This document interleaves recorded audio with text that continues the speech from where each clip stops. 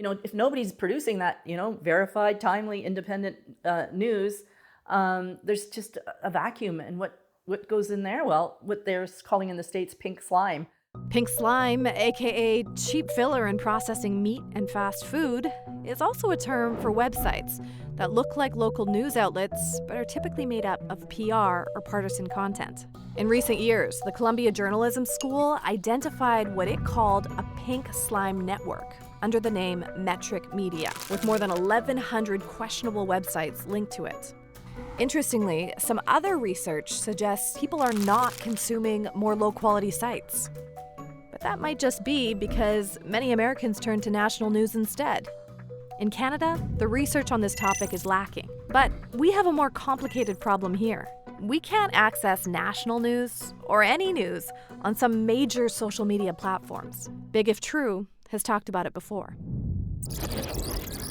Remember Bill C-18, the Online News Act? An attempt by the Liberal government to get big tech to pay news organizations for their work. But it backfired. And Meta, the biggest player in the Canadian social media landscape, simply blocked all news content from its platforms. News organizations have undoubtedly suffered. But what's more interesting is 3/4 of Canadians weren't even aware of this ban.